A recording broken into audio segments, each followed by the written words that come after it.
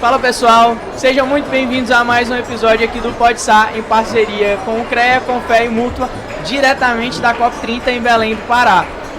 Vocês sabem que a gente veio aqui a pedido do CREA, a convite do CREA, fazer vários bate-papos, podcasts. Nós estamos com um estúdio montado aqui no stand do CREA Pará. Então se você estiver na COP30, vem visitar a gente e fazer um bate-papo aqui no estúdio PodSar dentro da COP30. E pessoal, antes de iniciar, não deixem de se inscrever no nosso canal do YouTube, PodSar Podcast, e no canal do YouTube do CREA Pará, né? E lá no Instagram, seguir CREA_PA e @PodSar Podcast, né? Pra gente trazer conteúdos como esse cada dia mais. E eu trouxe aqui, né? Tem aqui comigo dois convidados. Um trabalha, a Daniele, que eu vou apresentar para vocês logo mais. Ela trabalha na Hidro. Ela atua na parte de sustentabilidade, meio ambiente da Hidro. E temos o Jomar, que ele é do Ministério do Trabalho, tá ali com o caderninho da NR1. Já eu vou, né? Vai estar aqui com a gente. Então, sejam muito bem-vindos. Muito obrigado por terem aceitado esse convite, né? Vi que vocês apresentaram painéis aqui no stand do CREA agora há pouco. Então, esse é um espaço aberto, um espaço descontraído para a gente falar sobre engenharia, sobre segurança, meio ambiente, sustentabilidade. E gostaria de saber de vocês um pouquinho da história. Começando pela Daniele, queria que você contasse um pouquinho da tua história, qual a tua área de formação, onde você trabalha, com o que você trabalha. Excelente, muito obrigada pela oportunidade. Como você disse, minha atuação é na área de sustentabilidade, mas sustentabilidade humana, se é que a gente pode colocar dessa forma. Então, a área de saúde e segurança ocupacional. Eu atuo nessa área já faz 25 anos praticamente.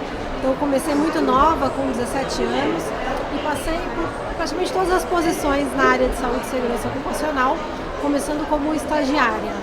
Hoje eu estou na posição de gerente corporativa sênior de saúde e segurança na Hidro, e dentro da Hidro, juntamente com os colegas de HSE, das unidades, das plantas, nós somos responsáveis por construir a estratégia e os programas, iniciativas de segurança e de saúde que nós trabalhamos e que trabalharemos nos próximos anos.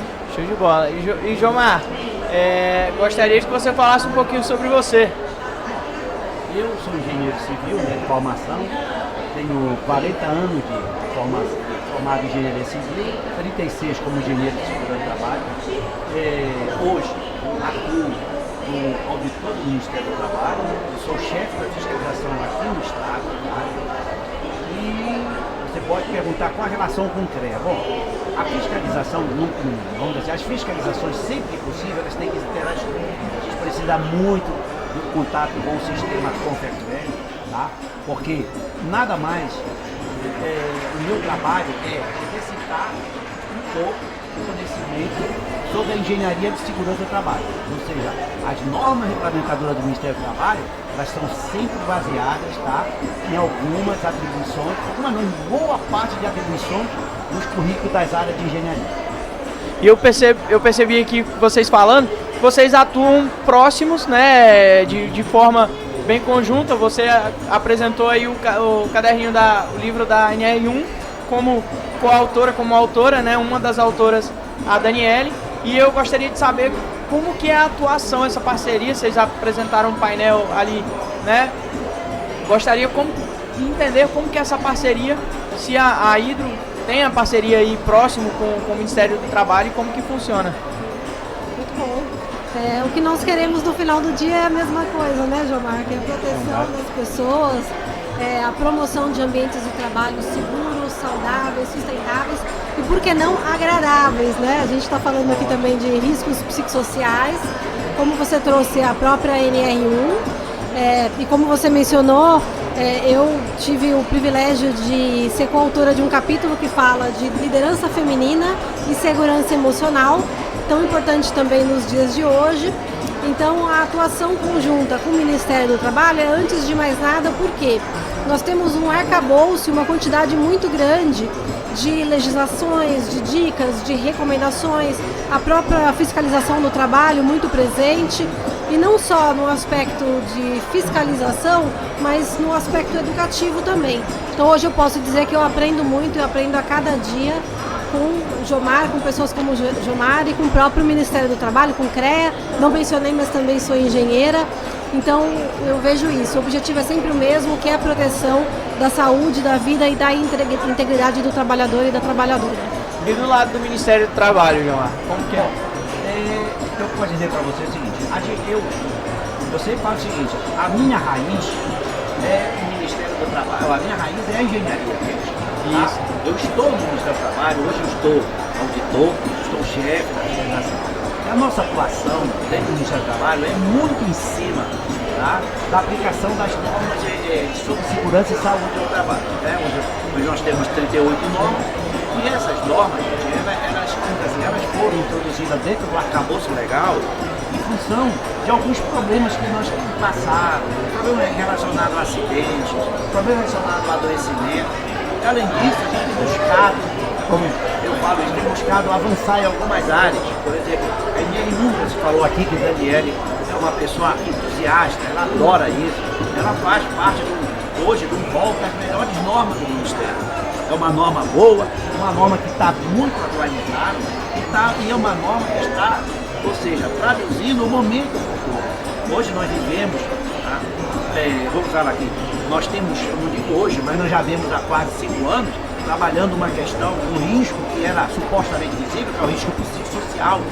Então hoje a NR1 veio, trouxe algumas diretrizes, mas mesmo assim a gente ainda precisa muito, tá, da sociedade. Então é aí que eu falo para você o seguinte, hoje o Ministério do Trabalho, nós temos consciência que sozinho ele não vai dar conta dessa área. A área trabalhista, a área de salário, ele é muito grande. Para isso que a gente precisa muito da parceria, ou seja, das grandes empresas como o Hidro, aqui o Vale, como outras empresas que nós temos aqui na nossa região. Por quê? Porque essas empresas, elas já têm uma experiência muito grande, já têm uma gestão maravilhosa sobre essa questão, tanto essa questão ambiental, quanto outras questões também que envolvam esse mundo do trabalho.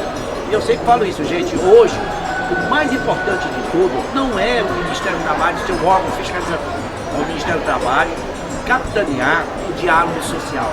Hoje tudo passa pelo diálogo, a gente precisa muito das empresas, nenhuma fiscalização neste país dá conta sozinho das suas atribuições. A gente precisa, então, é nesse sentido que a gente tem sempre estreitado laços com grandes empresas como a Hidro. Eu já tenho um laço de amizade com a Hidro, um laço que começou, é aquela velha história. Gente, nós temos que parar neste país de sermos pedra. Todos nós somos vidraças, todos nós temos as nossas falhas. Então aquela história, se acontece alguma coisa, porque aquela empresa é ruim, gente, não existe empresa ruim, não existe órgão público ruim. Existe, tá, um pouco mais de informação das pessoas sobre as atribuições de todo mundo. E é nessa linha que eu trabalho no sistema.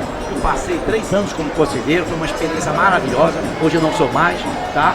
Mas eu pude dividir com os colegas do conselho a necessidade do próprio conselho se engajar nessas questões que envolvam principalmente a questão do trabalho, ou seja, vamos dizer assim, da habilitação dos nossos profissionais do sistema confeccionário.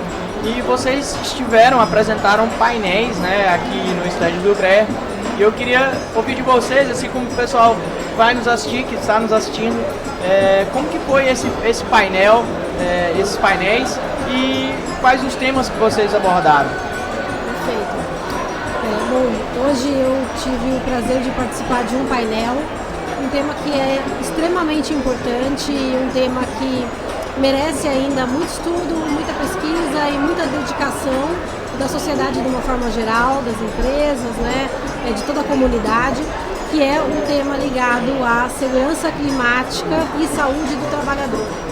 Então eu trouxe ao longo da minha fala uma linha do tempo que mostrava os riscos emergentes de saúde e segurança do trabalho ao longo do tempo, desde o início do século XX, e aquilo que a gente vem enfrentando hoje de desafios, então estresse térmico, calor e tantos outros riscos, né, que precisam ser olhados de uma forma muito especial. Então foi disso que a gente falou, né, de saúde do trabalhador frente a toda essa questão da segurança climática e o que pode ser feito também, o que nós já fazemos, o que pode ser feito, de medidas que vão tratar medidas de engenharia, medidas administrativas, medidas relativas ao empregado. Então são uma grande diversidade de ações de controle que podem ser implementadas para que a gente continue garantindo um ambiente de trabalho saudável. E, Jomar, se você quiser complementar, fica à vontade. Exatamente, nessa mesma linha, a gente fala o seguinte: hoje o papel também da auditoria do Ministério do Trabalho é justamente isso. Nós estamos numa fase muito complicada, essa questão da segurança climática, né? A segurança climática envolve muitas vezes algumas mudanças de tecnologia. Então hoje a gente tem buscado, dentro dos normativos, que são as NR do Ministério do Trabalho, adequarmos toda e qualquer questão relativa ao meio ambiente, tá? E trazer, ou seja, no sentido de trazer uma melhoria das condições. Eu digo isso porque eu coordeno uma norma, que é a norma 18 da Constituição Civil, e a Constituição Civil, gente, desde 2015, nós já vimos preocupando com essa questão climática. Hoje, para você ter uma ideia, todas as máquinas de construção civil devem ser climatizadas. Por quê? Porque a gente viu que essa mudança não vai ser só vamos dizer, não é para satisfazer a questão climática, a questão do conforto dos operadores. É muito mais para satisfazer também, ou pelo menos tentar minimizar qualquer efeito ou qualquer risco que possa trazer adoecimento.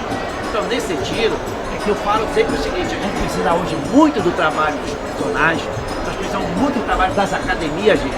Por quê? O desenvolvimento de tecnologia, gente, tá bom? Essa semana eu vou estar aí, vou ter a apresentação, eu falo isso, a gente fica feliz quando a gente vê a introdução de tecnologia que visa o bem-estar do trabalhador. Então, é nesta linha que a gente está aqui, nós vamos conversar aqui no estande do CREA, vamos ter a oportunidade de participar em outros estandes, de outras instituições, porque a gente quer desenvolver isso. Qualquer que seja a área cuja a gente precisa ficar de olho no clima e de olho no ser humano. O ser humano não pode ficar desconectado das questões climáticas. E assim, vocês falaram bastante sobre mineração, você atua numa mineração. Jomar falou antes do podcast iniciar que ele vai bastante a Parauapebas, né? E a gente sabe que a área de mineração é uma área de muito risco. Salvo engano, risco 4, né? As áreas de mineração. E, Daniela, eu queria entender de ti qual que é a dificuldade, você que trabalha com pessoas, né? Na engenharia a gente não tem como fugir disso, trabalha com pessoas. Então, quais são as suas dificuldades de coordenar, gerenciar pessoas dentro de uma área de extremo risco, como é a mineração? Excelente pergunta. Se você me fizesse essa pergunta há cerca de 20 anos atrás, talvez um pouco mais, talvez eu diria para você aquilo que a gente falava muito naquela época, que era a maior parte dos acidentes acontecem por conta de comportamento. E hoje a gente já enxerga a segurança do trabalho de uma forma diferente, de uma forma que traz o trabalhador para junto da gestão de segurança. Então deixa de ser fazer segurança mas fazer segurança com as pessoas, né? Então um grande desafio, e que é um desafio que a gente abraça de todo o coração, que é de envolver as pessoas para que as nossas ações elas estejam conectadas e elas façam sentido com o trabalho real, com o trabalho como ele é feito no dia a dia. Porque o maior engano que eu acredito que um profissional de segurança pode ter é quando a gente desenha medidas de controle sem estar lá no chão, na operação, sem conhecer de fato os riscos, sem saber como as atividades são feitas na realidade. Então o maior desafio é esse, para que a gente se coloque num papel sempre de aprendiz e aprenda de fato com as pessoas e construa isso junto. Então, a colaboração ela é a chave para que nós tenhamos segurança e saúde ocupacional que realmente faça sentido. Show de bola. Jomar, só para finalizar, eu queria entender do Ministério do Trabalho, você atuando no Ministério do Trabalho, eu como engenheiro já ouvi há muito tempo uma frase que o Ministério do Trabalho só aparecia quando tinha acidente.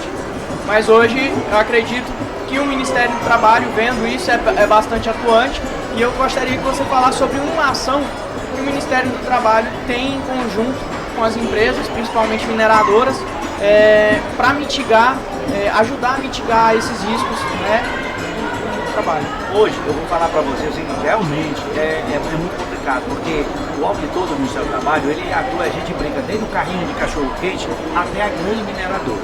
Então você deve imaginar que é um espectro muito grande. Hoje, eu estou contando, a gente tem, vamos dizer assim, a gente tem feito o maior esforço possível e tentarmos atender todas essas demandas, ou seja, esse tipo de fiscalização em todos os segmentos. É difícil por quê? Porque a quantidade de servidor público, de auditor, é muito pequena. Nós estamos recebendo agora, se Deus quiser, daqui a um mês vamos receber 61 novos auditores em Belém, tá? Onde ele vai poder melhorar, digamos assim, o atendimento prestado pelo Ministério do Trabalho. Se você perguntar, vai resolver o problema de segurança e saúde? Não sei. É uma pergunta que eu vou deixar lá para frente para a gente responder. Mas o que eu quero te dizer é o seguinte, olha, hoje, grandes empresas como IDO, como Vale, como você falou, né? Eu vou falar aqui, eu comecei o trabalho na IDO primeiro que a Vale. A IDO eu comecei em 2017, 2018, e na Vale eu comecei em propriamente dito, 2021. O que é que acontece? Hoje, as empresas mesmo sentiram necessidade de aplicar alguns conhecimentos. Eu vou dar um exemplo para vocês. Em 2015, a ONU publicou o que a gente chama de Objetivo de Desenvolvimento Sustentável. Olha aí, desenvolvimento sustentável. O que é que aconteceu? Lá no Objetivo 8, consta lá a questão do trabalho decente. O que é o trabalho decente? É aquele trabalho executado em obediência à legislação e primando principalmente, tá, pelas questões de bem-estar do trabalhador, ou seja, minimizando também efeitos sobre o meio ambiente. Tá? Então hoje nós temos no Ministério do Trabalho um programa junto com a Vale, que é o programa de trabalho decente. A gente ingressa, a gente trabalha com todo mundo, junto à Vale eu tenho esse trabalho. Então a gente já vai fazer desde 2021, a gente faz um trabalho. O que é isso, gente? Para nós é muito importante, por quê? Porque evita, ou seja, minimiza muito a nossa fiscalização na Vale, por quê? Porque a gente faz um acompanhamento diferenciado das atividades. Como você falou, a atividade de mineração é uma atividade de risco alto, mas nós temos uma grande vantagem aí. É um setor que hoje modernizou muito e tem buscado melhoria cada vez mais, tecnologias que assim, diminuam a possibilidade de qualquer tipo de efeito maléfico sobre o trabalhador. Perfeito. E para finalizar, gostaria de que vocês dessem algum insight que vocês tiveram aqui durante a COP30, né, que esse é um dos eventos mais importantes do planeta, principalmente na área de mudanças climáticas e sustentabilidade. Gostaria que vocês deixassem um insight aí para quem está nos assistindo, né, e deixassem uns contatos ou como encontrar vocês, seja no LinkedIn, Lattes, Instagram, YouTube, e dessem aí pro pessoal esse insight. Excelente. Bom, foi uma experiência incrível. Eu acredito que estamos fazendo história neste momento e é uma felicidade muito grande acompanhar isso tudo de perto aqui na nossa cidade, aqui em Belém. Essa cidade, eu também faço parte dessa cidade de coração. Tem 11 meses, está completando 11 meses que eu moro aqui e tenho sido muito feliz, muito bem recebida. E o mais importante para mim foi a gente num evento como esse da COP30, em que parece que as pautas elas estão 100% voltadas para meio ambiente, mas a gente não consegue dissociar saúde e segurança das pessoas, como o Jomar já colocou, dessa questão climática também. Então é uma felicidade ver que tantas pautas de segurança e saúde do trabalhador têm sido contempladas aqui nesse espaço que está fazendo história. E para encontrar a Daniele nas redes sociais? Gostaria de deixar aqui @, Hidro no Brasil, LinkedIn, Daniele Paulino, estou à disposição também e para trocar ideias, para conversar sobre esse tema que para nós é muito caro, que é a segurança e saúde. Show de bola. Jomar? Bom, eu vejo, eu estou maravilhado como ficou. Gente, eu falo para vocês porque eu acompanhei as grandes obras no Brasil, tanto da Copa quanto de Olimpíada. Quando eu digo acompanhar, é fiscalizar, viu? Fiscalizei essas grandes obras. Então eu vim num trabalho muito grande. Então quando propus, né, trazer essa cópia aqui, gente, eu ingressei, como quem diz, de coração e tudo. é a minha cidade, eu vou estar aqui. Eu fiscalizei praticamente todo esse complexo que está aqui, tanto a zona verde, a zona azul, quanto o centro gastronômico. Por quê? A gente fiscalizou e ficamos vigilantes aqui no Ministério do Trabalho, porque eu não queria, tá, que nada de grave acontecesse com os nossos trabalhadores. E graças a Deus, eu posso dizer para vocês, tá, que nós não tivemos nenhuma ocorrência grave em todas essas obras. Eu digo para vocês, foi uma porção de obras no estado, tivemos alguns infortúnios, mas nada que, digamos assim, sem face vidas, como nós tivemos oportunidade nas outras obras, das grandes hidrelétricas, nos estádios de futebol. Então, eu estou feliz, estamos aqui dividindo com vocês esse espaço aqui. Esse espaço está maravilhoso e é muito, ou seja, eu como paraense estou muito feliz para ver pelo resultado que isso realmente que isso aconteceu realmente no meu estado. Eu me sinto gratificado em relação à Covid. E para encontrar o Jomar nas redes sociais, LinkedIn, Lattes? Eu sou muito ruim, eu não me lembro bem meu LinkedIn, mas o meu Instagram é Jomar Souza Lima, tá? É o meu Instagram, é só colocar lá, vai aparecer. Eu acho que o meu nome não é tão difícil, assim, não tem muita repetição, então se colocar Jomar Souza Lima, vocês vão me encontrar. Show de bola. Pessoal, esse foi mais um episódio do Pode Sar, diretamente do stand do CREA na COP30. Se você gostou, se inscreva, ative o sininho no nosso canal do CREA também, que esse episódio também está no canal do CREA. E, é claro, nos siga, nos acompanhe lá no Instagram, @PodSarPodcast e @CREA_PA. Obrigado, até mais.